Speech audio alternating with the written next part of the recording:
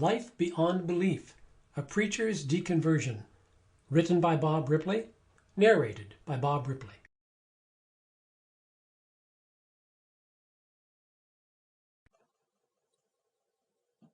Life Beyond Belief, A Preacher's Deconversion, by Bob Ripley.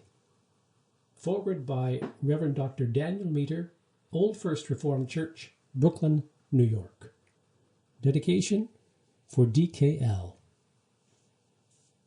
The invisible and the non-existent look very much alike.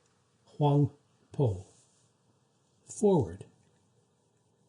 Imagine St. Paul in reverse, undoing his conversion, getting back up on his iconic horse, and making a U-turn on the Damascus Road. He's not a Christian anymore. He's not St. Paul anymore. He's back to being Saul of Tarsus.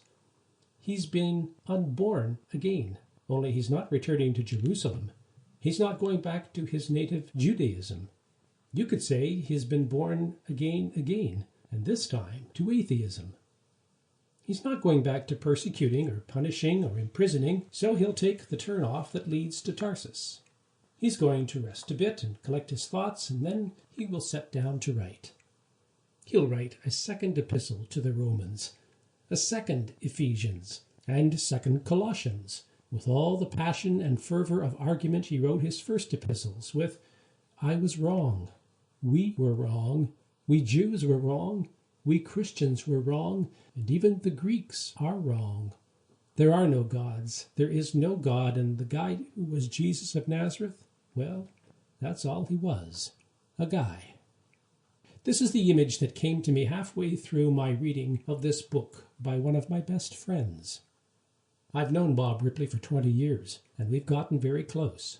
For most of that time, we've shared our Christian faith. We love each other and trust each other. I was one of the first persons he told that he was doubting his faith and thought that he'd have to resign his ministry. I listened and sympathized as Bob related to me the arguments against believing, the arguments which follow in this book. It doesn't matter that these are not new arguments. It doesn't matter that very many people have struggled with these arguments and answered them and still come out as believers.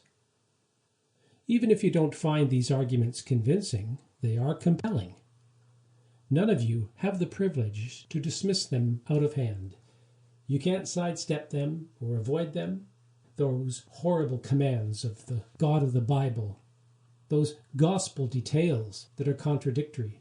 The blood guilt of the church is undeniable. These problems will not go away, and Christians have to answer them. I've spent years dealing with these issues, reading science, philosophy, and theology, wrestling with texts of terror, and asking what good the whole thing is. I've come through it as a believer, a joyful one, and I confess the historic creeds without crossing my fingers. But this book would have value to me even if I did not love the author, because this book expresses the ordinary, decent, candid, and questioning mind of most of the people who live around my church in Brooklyn.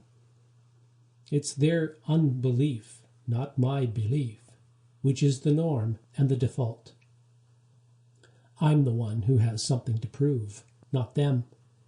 It would be a great mistake for a Christian to take offense at anything in this book. If anything, this is where you have to start. So if you're a Christian, you should take this book seriously. And if you're not, well, then you'll find companionship. Underneath the questions which Bob is raising in this book is lots of passion and emotion. Just like with St. Paul, you will find frustration, impatience, annoyance, and anger. Just like with St. Paul. The more I read St. Paul, the more love I feel for him, for which I think he doesn't get enough credit. There is love in this book, too. It takes love to open yourself like this, to make yourself so vulnerable, to do the work, to plead your case, to bear witness to the hope that is in you. Bob Ripley did not have to write this book. He could have just let it be. For years he bore witness, and he still bears witness. For years he hosted the testimonies of others, and now he's giving one himself. Sample complete. Ready to continue?